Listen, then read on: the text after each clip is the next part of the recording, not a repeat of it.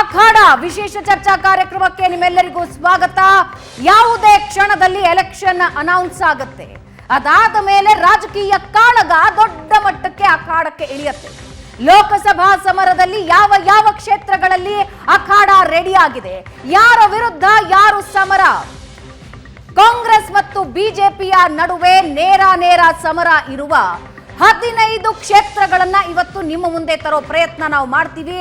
ಸಜ್ಜಾಗಿರುವ ಅಖಾಡದಲ್ಲಿ ಮತಗಜಗಳಂತೆ ನಿಂತಿರುವ ಪ್ರತಿನಿಧಿಗಳು ಯಾರು ಅನ್ನೋದರ ಬಗ್ಗೆ ಇವತ್ತಿನ ಈ ವಿಶೇಷ ಚರ್ಚಾ ಕಾರ್ಯಕ್ರಮದಲ್ಲಿ ನಿಮಗೆ ಮಾಹಿತಿ ನೀಡ್ತೀವಿ.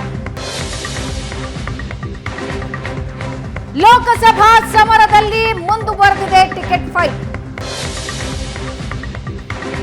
ಬಿಜೆಪಿ ಕಾಂಗ್ರೆಸ್ನಲ್ಲಿ ಟಿಕೆಟ್ಗಾಗಿ ಭಾರಿ ಪೈಪೋಟಿ ಶುರುವಾಗಿದೆ. ವೈಯಕ್ತಿಕ ನೆಲೆಗಟ್ಟಿನಲ್ಲಿ ಟಿಕೆಟ್ ಪಡೆಯೋದಕ್ಕೆ ಲಾಭಿ ಜೋರಾಗಿ ನಡೀತಾ ಇದೆ. ಬಹುತೇಕ ಕ್ಷೇತ್ರಗಳಲ್ಲಿ ಯಾರ್ಯಾರು ಅಭ್ಯರ್ಥಿಗಳು ಅನ್ನೋದೇ ಕುತೂಹಲ.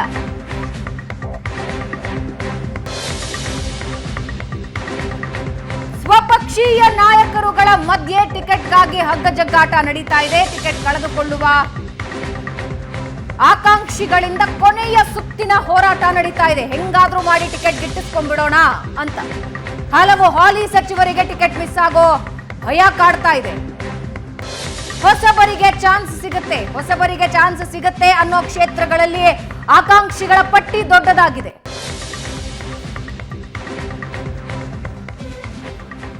ಈ ನಡುವೆ ಅಂದಾಜು ಅನ್ನೋ ಹಾಗೆ ಹೇಳೋದಾದ್ರೆ ಯಾವ ಯಾವ ಕ್ಷೇತ್ರಗಳಲ್ಲಿ ಕಾಂಗ್ರೆಸ್ನಿಂದ ಯಾರು ಅಭ್ಯರ್ಥಿಯಾಗಬಹುದು, ಬಿಜೆಪಿಯಿಂದ ಯಾರು ಅಭ್ಯರ್ಥಿಯಾಗಬಹುದು ಅನ್ನೋ ಇಂಟ್ರೆಸ್ಟಿಂಗ್ ವಿಷಯಗಳು ಈಗ ಆ ಚುನಾವಣಾ ಕಣದಲ್ಲಿ ಯಾವ ರೀತಿಯ ಫೈಟ್ ಇರುತ್ತೆ ಅನ್ನೋ ಕುತೂಹಲ ಹುಟ್ಟಿಸ್ತಾ ಇದೆ. ಇವತ್ತಿನ ಈ ಕಾರ್ಯಕ್ರಮದ ಮೊದಲ ಕ್ಷೇತ್ರವಾಗಿ ನಾವು ಮೈಸೂರನ್ನು ತಗೊಂಡು ಮಾತಾಡ್ತಾ ಹೋಗೋಣ. ಎಲ್ಲದರ ಬಗ್ಗೆ ನಮ್ಮ ಜೊತೆ ಮಾತನಾಡೋದಕ್ಕೆ ಅತಿಥಿಗಳು ನಮ್ಮೊಂದಿಗಿದ್ದಾರೆ. ವಿಶ್ಲೇಷಕರಾದ ಶಂಕರ್ ಶೆಟ್ಟಿ ಅವರು ನಮ್ಮ ಜೊತೆ ಜಾಯ್ನ್ ಆಗಿದ್ದಾರೆ. ಸರ್ ನಮಸ್ಕಾರ, ಕಾರ್ಯಕ್ರಮಕ್ಕೆ ಸ್ವಾಗತ. ರಾಜಕೀಯ ವಿಶ್ಲೇಷಕರಾದ ಪ್ರಶಾಂತ್ ನಾಥು ಇದ್ದಾರೆ. ಪ್ರಶಾಂತ್, ಕಾರ್ಯಕ್ರಮಕ್ಕೆ ಸ್ವಾಗತ. ಶಂಕರ್ ಶೆಟ್ರೆ, ಮೊದಲಿಗೆ ನಾವು ಮೈಸೂರು ಕ್ಷೇತ್ರದಿಂದ ಹೋಗೋಣ. ಇಂಡಿವಿಜುವಲಿ ಒಂದೊಂದೇ ಕ್ಷೇತ್ರಗಳನ್ನು ತೆಗೆದುಕೊಳ್ತಾ ಹೋಗೋಣ, ವಲಯವಾರನ್ನು ತಗೊಳ್ತಾ ಹೋಗೋಣ. ಪರ್ಟಿಕ್ಯುಲರ್ಲಿ ಆಯಾ ಕ್ಷೇತ್ರದಲ್ಲಿ ಕಾಂಗ್ರೆಸ್ ಮತ್ತು ಬಿಜೆಪಿ ನಡುವಿನ ಫೈಟ್ ಅಥವಾ ಬಿಜೆಪಿ ಜೆಡಿಎಸ್ ಸೇರಿ ಕಾಂಗ್ರೆಸ್ ವಿರುದ್ಧದ ಫೈಟ್ ಅನ್ನ ಪರ್ಟಿಕ್ಯುಲರ್ಲಿ ಮಾತಾಡ್ತಾ ಹೋಗೋಣ. ಮೈಸೂರಿನ ಕ್ಷೇತ್ರಕ್ಕೆ ಬರೋದಾದ್ರೆ ಸರ್, ಪ್ರತಾಪ್ ಸಿಂಹ ಅವರಿಗೆ ಟಿಕೆಟ್ ಮಿಸ್ ಆಗೋದು ಫೈನಲ್ ಆಗಿದೆ. ಯದುವೀರ್ ಅವರ ಕಡೆ ಬಿಜೆಪಿ ನೋಡ್ತಾ ಇದೆ ಅನ್ನೋ ಮಾಹಿತಿ ಇಲ್ಲಿವರೆಗೂ ಬಂದಿದೆ. ಅಧಿಕೃತ ಅಲ್ಲ, ಆದ್ರೆ ಬಲ್ಲ ಮೂಲಗಳಿಂದ ಬರ್ತಾ ಇರೋ ಮಾಹಿತಿ. ಹೆಂಗಿರುತ್ತೆ ಫೈಟು? ಈಗ ಕಾಂಗ್ರೆಸ್ ಪ್ಲಾನ್ ಏನಾಗಿರುತ್ತೆ? ಮೈಸೂರು ಒಂದು ಕುತೂಹಲ ಕ್ಷೇತ್ರ. ಆ್ಯಕ್ಚುಲಿ ಎರಡೂ ಪಕ್ಷಗಳಿಗೆ ಕುತೂಹಲ, ಕಾಂಗ್ರೆಸ್ಗೂ ಕುತೂಹಲ. ಯಾಕಂದರೆ ಅದು ಹಳೆ ಮೈಸೂರು ಭಾಗದಲ್ಲಿ ಬರ್ತದೆ. ಅದು ಏರಿಯಾದಲ್ಲಿ ನಮ್ಮ ಚೀಫ್ ಮಿನಿಸ್ಟರ್ ಸಿದ್ದರಾಮಯ್ಯನವರು ರೆಪ್ರೆಸೆಂಟ್ ಮಾಡುವ ಅದು ಕ್ಷೇತ್ರ ಮೈಸೂರು ಜಿಲ್ಲೆ. ಮತ್ತು ಹಳೆ ಮೈಸೂರು ಅಂತ ನಮ್ಮ deputy chief minister D K ಶಿವಕುಮಾರ್ಗೆ ಅದು ಮುಖ್ಯವಾಗಿದೆ. ಮತ್ತು ಇದರಲ್ಲಿ 2 ಸಲ ಲಾಸ್ಟ್ 2 ಟೈಮ್ಸಲ್ಲಿ ಬಿ ಜೆ ಪಿ ಅವರು ಗೆದ್ದಿದ್ದಾರೆ ಪ್ರತಾಪ್ ಸಿಂಹವರು. ಈ ಸಲ ಕುತೂಹಲ ಅಂದರೆ ಪ್ರತಾಪ್ ಸಿಂಹನವರು ಟಿಕೆಟ್ ಸಿಗ್ತದಾ ಇಲ್ವಾ ಅಂತ. ಆಲ್ಮೋಸ್ಟ್ ಹೆಚ್ಚಿನ ಅಂಶ ನಿಮ್ಮ ಮಾಧ್ಯಮದ ಮುಖಾಂತರ ನೋಡಿ ಹೇಳೋದಾದರೆ ಅವರಿಗೆ ಟಿಕೆಟ್ ಸಿಗೋದಿಲ್ಲ, ಯದುವೀರ್ ಅವರು ಸಿಗ್ತದೆ. ಬಟ್ ನಿನ್ನೆಯಿಂದ ಇನ್ನೊಂದು ಹೆಸರು ಬರ್ತಾ ಉಂಟಲ್ಲ, ಯಾಕೆಂದರೆ ಸಿ ಟಿ ರವಿ ಅವರ ಹೆಸರು ಬರ್ತಾ ಉಂಟು. ಯಾಕಂದ್ರೆ ಅವ್ರು ನಿನ್ನೆ ಇವತ್ತಿನ ಮಾಧ್ಯಮ ನೋಡುವಾಗ ಪ್ರಿಂಟ್ ಮೀಡಿಯಾ ನೋಡ್ತಾ ಅವರನ್ನು ಡೆಲ್ಲಿ ಕರೆದಿದ್ದಾರೆ ಅಂತ. ಐದಾರು ಮೈಸೂರು ಆರು ಬೆಂಗಳೂರು ಉತ್ತರದಲ್ಲಿ ಏನಾದರೂ ಅವರು ಟಿಕೆಟ್ ಕೊಡ, ಯಾಕಂದರೆ ಅವರಿಗೊಂದು ಕೊಡಬೇಕಲ್ಲ ಎಲ್ಲಾದರೂ ಒಂದು ಅದೇ ಬೆಂಗಳೂರು ಉತ್ತರ ಶೋಭಾ ಕರಂದ್ಲಾಜೆ ಉಡುಪಿಯಲ್ಲಿ ಕೊಟ್ಟರೆ, ಬೆಂಗಳೂರು ಉತ್ತರ ಶೋಭಾ ಕರಂದ್ಲಾಜೆ ಕೊಟ್ಟರೆ ಆಗ ಇವರು ಉಳಿದ ಕ್ಷೇತ್ರ ಉಂಟಲ್ಲ ಮೈಸೂರು. ಸೊ ಮೈಸೂರಲ್ಲಿ ಇವ್ರಿಗೊಂದು ಆಪ್ಷನ್. ಯದುವೀರನ್ನು ಒತ್ತಾಯ ಮಾಡ್ತಾರಾ ಅಥವಾ ಅವರಿಗೆ ಕೆಲವರು ಹೇಳ್ತಾರೆ ಅದು ಡೆಲ್ಲಿಯಿಂದ ಇನ್ಫ್ಲುಯೆನ್ಸ್ ಬಂದವರು, ರಾಜಸ್ಥಾನದಿಂದ ಇನ್ಫ್ಲುಯೆನ್ಸ್ ಬಂದದ್ದು, ಹಾಗಾಗಿ ಅವರು ಟಿಕೆಟ್ ಕೊಡ್ತಾರೆ ಅಂತಲೇ ಹೇಳ್ತಾ ಇದ್ದಾರೆ. ಯಾವುದಾಗಲಿ ಅವ್ರಿಗೆ ಈಗಿನ ಭವಿಷ್ಯ ಇದ್ದಿನ ಪ್ರಕಾರ ಯದುವೀರಿಗೆ ಟಿಕೆಟ್. ನಿನ್ನೆ ಪ್ರತಾಪ್ ಸಿಂಹ ಅವರು ಮಾತಾಡುವಾಗಲೂ ಕೆಲವು ಕಣಕ್ಕೆ ಮಾತಾಡ್ತಿದ್ದಾರೆ. ಏನಂತ ಹೇಳಿದರೆ ರಾಜವಂಶದವರು ಬಂದಿದ್ದಾರೆ ನೋಡಬೇಕು, ನಾವೆಲ್ಲ ಮಂತ್ರಿಗಳು ಬಂದಾಗ ಅಥವಾ ಡೆಲ್ಲಿಯಿಂದ ಬರುವಾಗ ಭೂಗೆ ಇಟ್ಕೊಂಡು ಅವರಿಗೆ ನಮಸ್ಕಾರ ಖಾಲಿ ಬಿದ್ದೆಲ್ಲ ಅವರನ್ನು ಸ್ವಾಗತ ಮಾಡ್ತಿದ್ದೆವು, ರಾಜವಂಶದವರು ಆ ರೀತಿ ಮಾಡ್ತಾರಾ ಅಂತೆಲ್ಲ ಹೇಳ್ತಾ ಇದ್ದಾರೆ. ಅದರಂಶ ಪ್ರತಾಪ್ ಸಿಂಹ ಅವರಿಗೆ ಒಂದು ಹಿಂಟಿ ಸಿಕ್ಕಿರಬೇಕು, ಯದುವೀರ್ ಅವರೇ ಕ್ಯಾಂಡಿಡೇಟ್ ಆಗಿರ್ತಾರೆ ಅಂತ. ಅವರು ಮಾತಾಡೋಕೆ ನೋಡಬೇಕು, ಜನಗಳ ಮಧ್ಯೆಯಲ್ಲಿ ಮೆರಿಬೇಕು, ನಾವೆಲ್ಲ ಜನಗಳ ಮಧ್ಯೆಯಲ್ಲಿ ಎ ಸಿ ರೂಮಲ್ಲಿ ಕೂತ್ಕೊಳ್ದಲ್ಲ ಅಂತ ಹೇಳ್ತಾರೆ. ಅದರ ನಂತರ ಅವರಿಗೆ ಬಂದ ಇನ್ಫಾರ್ಮೇಷನ್ ಯದುವೀರ್ಗೆ ಟಿಕೆಟ್ ಕೊಡುವಂಥ. ಹಾಗೆ ಸ್ವಲ್ಪ ಬಹುಶಃ ಅವರಿಗೆ ಎಲ್ಲ ಚಾನ್ಸ್ ಸಿ ಟಿ ರವಿಗೆ ಎಲ್ಲಾದರೂ ಒಂದು ಕಡೆಯಲ್ಲಿ ಅವರಿಗೆ ಟಿಕೆಟ್ ಕೊಡಬೇಕಂತ ಇದ್ದರೆ ನೆಕ್ಸ್ಟ್ ಅವ್ರಿಗೆ ಆಲ್ಟರ್ನೇಟಿವ್ಗಳು ಇದೆ ಮೈಸೂರು, ಬೇರೆ ಯಾವುದೇ ಕಡೆಯಲ್ಲಿ ಇಲ್ಲ.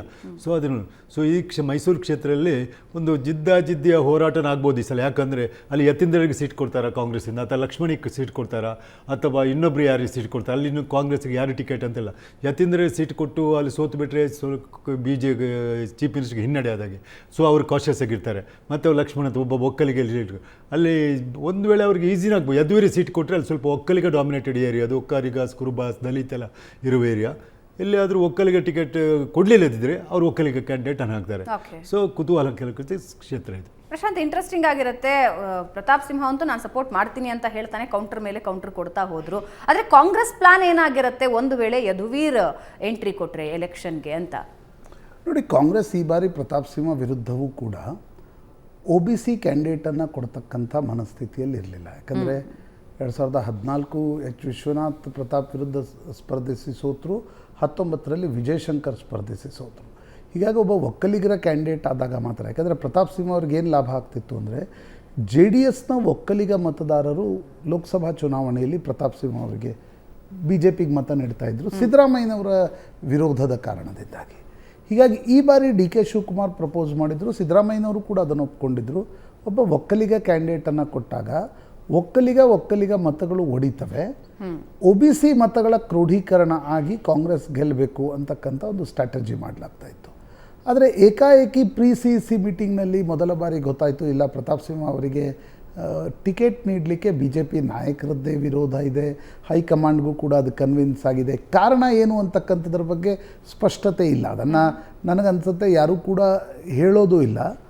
ಈಗ ಪಾಸ್ ಕೊಟ್ಟದ್ದಕ್ಕೆ ಏನಾದರೂ ಹೈಕಮಾಂಡ್ ತೀರ್ಮಾನವನ್ನು ತೆಗೆದುಕೊಳ್ಳುತ್ತಾ, ಅಥವಾ ಅಲ್ಲಿನ ಸ್ಥಳೀಯ ಎಲ್ಲ ಶಾಸಕರು ಮಾಜಿ ಶಾಸಕರ ಜೊತೆ ಸಂಬಂಧ ಸರಿ ಇಲ್ಲ ಅನ್ನುವ ಕಾರಣಕ್ಕೋಸ್ಕರ ತೀರ್ಮಾನ ತೆಗೆದುಕೊಳ್ತಾ, ಪ್ರತಾಪ್ ಸಿಂಹ ಪದೇ ಪದೇ ಕೆಲ ಹೇಳಿಕೆಗಳನ್ನು ನೀಡಿದ್ರಿಂದ ತೀರ್ಮಾನ ತೆಗೆದುಕೊಳ್ತಾ, ನಾನಾ ಕಾರಣಗಳ ಬಗ್ಗೆ ನಾವು ಚರ್ಚೆ ಮಾಡ್ತಾ ಇದ್ದೀವಿ. ಬಟ್ ಹೈಕಮಾಂಡ್ನಿಂದಾಗಲಿ RSS ಕಡೆಯಿಂದಾಗಲಿ ಯಾವುದೇ ರೀತಿಯಾಗಿರ್ತಕ್ಕಂಥ ಸ್ಪಷ್ಟತೆ ಬಂದಿಲ್ಲ. ಹೀಗಾಗಿ ಪ್ರತಾಪ್ ಸಿಂಹ ಬದಲಿಗೆ CECಯಲ್ಲಿ ಯದುವೀರ್ ಒಡೆಯರ ಹೆಸರು ಗ್ರೀನ್ ಸಿಗ್ನಲ್ ಸಿಕ್ಕಿದೆ, ಅಂತಿಮಗೊಂಡಿದೆ. ಅವರೂ ಕೂಡ ಅದಕ್ಕೆ ಅವರು ತಯಾರಿದ್ದಾರೆ ಅನ್ನೋದು ಅಮಿತ್ ಶಾ ಅವರೇ ಫೋನ್ ಮಾಡಿ ಮಾತನಾಡಿದ ನಂತರ ಅವರ ಹೆಸರನ್ನು ಫೈನಲ್ ಮಾಡಲಾಗಿದೆ ಅಂತಕ್ಕಂಥದ್ದನ್ನು ಹೇಳಲಾಗ್ತಾ ಇದೆ. ಒಂದು BJPಯಲ್ಲೂ ಕೂಡ ಇರುತ್ತೆ, ಯದುವೀರ್ ಒಡೆಯರ ಹೆಸರು ಮುಂಚೂಣಿಗೆ ಬಂದಾಗ ಅದನ್ನು ಬದಲಿಸಿ ಬೇರೆ ಹೆಸರನ್ನು ತರುವ ಸಾಧ್ಯತೆ ಕಡಿಮೆ. ಯಾಕಂದರೆ ಮೈಸೂರು ರಾಜವಂಶಸ್ಥ ಮನೆತನದ ಬಗ್ಗೆ ತನ್ನದೇ ಆಗಿರ್ತಕ್ಕಂಥ ಗೌರವ ಇದೆ. ಅವ್ರನ್ನ ಸಾರ್ವಜನಿಕವಾಗಿ ಮುಂದೆ ತಂದು ನಂತರ ಮತ್ತೆ ಯಾರಿಗೋ ಸೀಟ್ ಕೊಡ್ತೀವಿ ಅಂತಕ್ಕಂಥದ್ದಾದರೆ ಅದು ಬ್ಯಾಕ್ಲ್ಯಾಶ್ಗೆ ಕಾರಣ ಆಗ್ಬೋದು. ಹೀಗಾಗಿ ಯದುವೀರ್ ಒಡೆಯರ ಹೆಸರು ಬಹುತೇಕ ಫೈನಲ್ ಅನ್ನಲಾಗ್ತಾ ಇದೆ. ಕಾಂಗ್ರೆಸ್ ಲಕ್ಷ್ಮಣ ಹೆಸರನ್ನು ಪ್ರಪೋಸ್ ಮಾಡಿತ್ತು, ಆದರೆ ಈಗ ಬದಲಿ ಅಭ್ಯರ್ಥಿಗಾಗಿ, ಅಂದರೆ ರಾಜಮನೆತನದ ವ್ಯಕ್ತಿ ಬಂದಾಗ ನಿಶ್ಚಿತವಾಗಿ ಒಕ್ಕಲಿಗ ಸಮಾಜದಿಂದ ಕೂಡ ಒಂದು ದೊಡ್ಡ ಹೆಸರನ್ನು ತರುವ ಪ್ರಯತ್ನವನ್ನು ಕಾಂಗ್ರೆಸ್ ನಿಶ್ಚಿತವಾಗಿ ಮಾಡುತ್ತೆ. ನೋಡಿ, ಲೋಕಲಿ ಯಾರಾದರೂ ಡಾಕ್ಟರ್ ಸುಶ್ರುತ್ ಹೆಸರು ಕೇಳಿ ಬರ್ತಾ ಇತ್ತು, ಅಥವಾ ಬೇರೆಯವ್ರನ್ನ ಯಾರನ್ನಾದರೂ ಅಲ್ಲಿ ಕಳಿಸ್ಬೇಕಾ. ಈಗ BJP ಕೆಲವೊಂದು ಬಾರಿ ಅಚ್ಚರಿಯ ಹೆಸರನ್ನು ತರುತ್ತೆ, ಆ ರೀತಿಯ ಅಚ್ಚರಿಯ ಹೆಸರನ್ನು ತರ್ತಕ್ಕಂಥ ಪ್ರಯತ್ನವನ್ನು ಕಾಂಗ್ರೆಸ್ ಮಾಡುತ್ತಾ ಅಂತಕ್ಕಂಥದ್ದು ನೋಡಬೇಕು. ಒಂಥರ ಪ್ರತಾಪ್ ಸಿಂಹ ನಿನ್ನೆ ಮಾತಾಡ್ತಾ ರಾಜಮನೆತನದ ವಿರುದ್ಧ ಅನೇಕ ಮಾತುಗಳನ್ನು ಆಡಿದ್ದಾರೆ. ಅಂದರೆ ಇಲ್ಲ, ಅವರು ಸುಖದ ಸುಪ್ಪತ್ತಿಗೆಯಲ್ಲಿರೋರು, AC ರೂಮ್ನಲ್ಲಿರೋರು, ಮಹಾರಾಜರು ಶಂಕರ್ ಶೆಟ್ಟರ್ ಹೇಳಿದಂತೆ ಮಹಾರಾಜರು ಬಂದು ವಿಮಾನ ನಿಲ್ದಾಣದಲ್ಲಿ ಪ್ರೋಟೋಕಾಲ್ ಕ್ಯೂನಲ್ಲಿ ನಿಂತು ಬುಕೆ ಕೊಡಲಿಕ್ಕೆ ಹೋಗ್ತಾರ, ನಾನಾ ಸಂಗತಿಗಳನ್ನು ಪ್ರತಾಪ್ ಸಿಂಹ ಪ್ರಸ್ತಾಪಿಸಿದ್ದಾರೆ. ಅವು ಒಂದು ರೀತಿ ಒಂದು ವೇಳೆ ಯದುವೀರ್ ಒಡೆಯರ್ ಕ್ಯಾಂಡಿಡೇಟ್ ಆದರೆ ಅವೇ ಒಂದು ರೀತಿ ಕಾಂಗ್ರೆಸ್ಗೆ ಕ್ಯಾಂಪೇನ್ ಟ್ಯಾಂಪ್ಲೇಟ್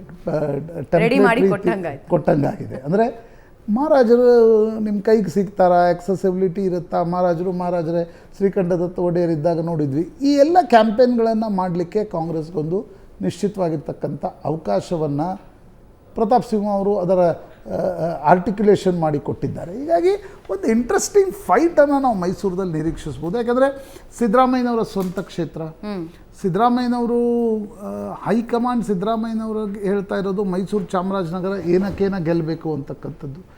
BJP ಕ್ಯಾಂಡಿಡೇಟ್ ಚೇಂಜ್ ಮಾಡಿರುವಾಗ ಫೈಟ್ ಸಮಬಲದ ಫೈಟ್ ನಡೆಯುತ್ತೆ ಅಂತ ನನಗೆ. JDS ಫ್ಯಾಕ್ಟರ್ ಹೆಂಗೆ ವರ್ಕ್ ಆಗ್ಬೋದು ಒಕ್ಕಲಿಗ ಮತಗಳಿಗೆ ಬರೋದು? ನೋಡಿ, ಒಕ್ಕಲಿಗ ಈಗ ಕಾಂಗ್ರೆಸ್ ಒಕ್ಕಲಿಗ ಕ್ಯಾಂಡಿಡೇಟ್ ಕೊಟ್ಟಾಗ, BJP ಒಕ್ಕಲಿಗ ಕ್ಯಾಂಡಿಡೇಟ್ ಕೊಟ್ಟಾಗ ಮೈತ್ರಿ ಇರದೇ ಇದ್ದರೂ JDSನ ಮತಗಳು ಶಿಫ್ಟ್ ಆಗ್ತಾಯಿದ್ವು. ಯಾಕಂದರೆ GT ದೇವೇಗೌಡರು ಚಾಮುಂಡೇಶ್ವರಿ ಕ್ಷೇತ್ರದಲ್ಲಿರ್ಬೋದು, ಅಕ್ಕಪಕ್ಕದ ಕ್ಷೇತ್ರ ಹುಣಸೂರು ಇರ್ಬೋದು, ಆ ಕ್ಷೇತ್ರದಲ್ಲಿ ಒಕ್ಕಲಿಗ ಮತಗಳು BJPಗೆ ಶಿಫ್ಟ್ ಆಗ್ತಾಯಿದ್ವು.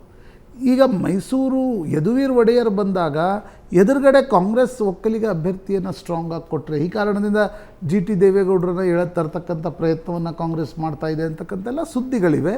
ಯಾರಾದರೂ ಸ್ಟ್ರಾಂಗ್ ಒಕ್ಕಲಿಗ ನೋನ್ ಫೇಸ್ ಬಂದಾಗ JDS ಒಕ್ಕಲಿಗ ಮತಗಳನ್ನು ಯದುವೀರ್ ಒಡೆಯರ್ಗೆ ಶಿಫ್ಟ್ ಮಾಡಲಿಕ್ಕೆ ಸಾಧ್ಯ ಆಗುತ್ತಾ?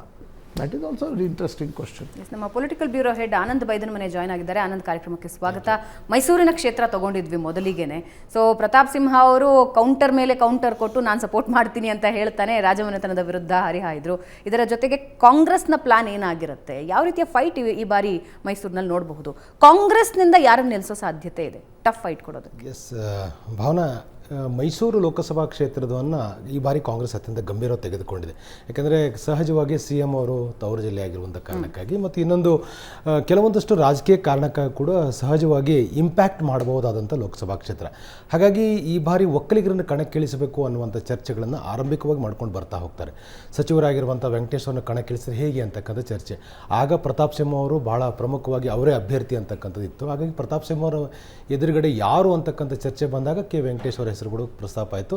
ಅಂತಿಮವಾಗಿ ಎಲ್ಲ ಆಂತರಿಕ ಸರ್ವೆಗಳು ಪೂರ್ಣಗೊಂಡಾಗ ವೆಂಕಟೇಶ್ವರ ಬದಲಾಗಿ ಇನ್ನಿತರ ಹೆಸರುಗಳು ಕೂಡ ಚರ್ಚೆ ಮಾಡೋದು ಸೂಕ್ತ ಅನ್ನುವಂಥ ಅಭಿಪ್ರಾಯ ಬಂದಾಗ ಲಕ್ಷ್ಮಣ್ ಸೇರಿದ ಹಾಗೆ, ವಿಜಯ್ ಕುಮಾರ್ ಸೇರಿದ ಹಾಗೆ ಇಂಥರ ಬೇರೆ ಹೆಸರುಗಳು ಬಂತು.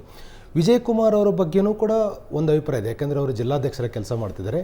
ಇಡೀ ದೇಶದಲ್ಲಿ ಜಿಲ್ಲಾಧ್ಯಕ್ಷರುಗಳಿಗೆ ಸ್ಥಾನ ಕೊಟ್ಟು ಅಂದರೆ ಟಿಕೆಟ್ ಕೊಟ್ಟಿರ್ತಕ್ಕಂಥ 3 ಉದಾಹರಣೆಗಳಿದ್ದಾವೆ, ಅಂದರೆ ಈಗಾಗಲೇ ಮೊದಲ ಪಟ್ಟಿಯಲ್ಲಿ.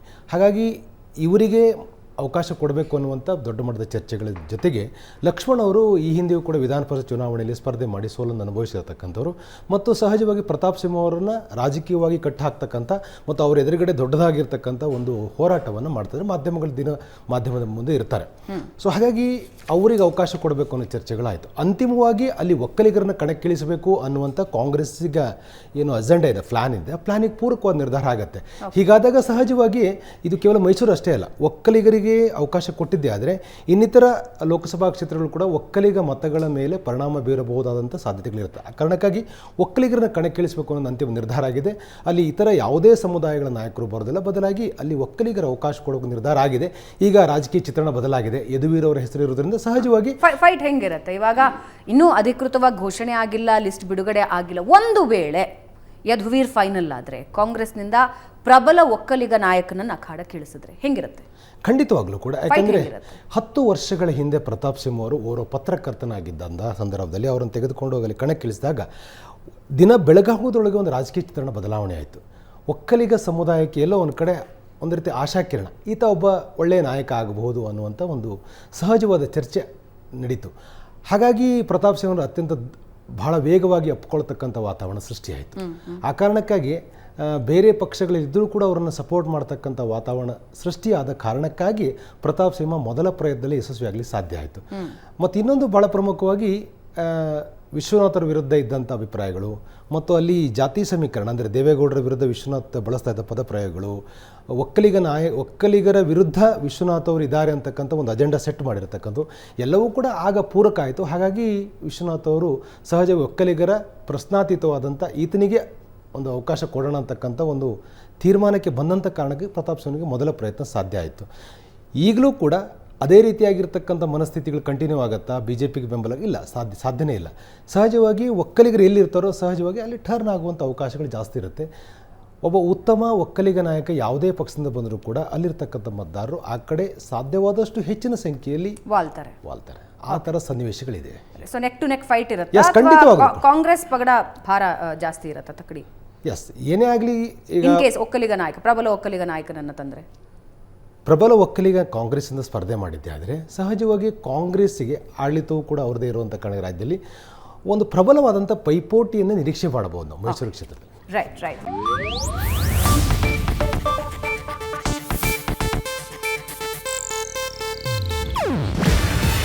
ಇದು ಏಷ್ಯಾನೆಟ್ ನ್ಯೂಸ್ ನೆಟ್ವರ್ಕ್ ಪ್ರಸ್ತುತಿ. ನೀವು ನೋಡ್ತಿದ್ದೀರಾ ಏಷ್ಯಾನೆಟ್ ಸುವರ್ಣ ನ್ಯೂಸ್.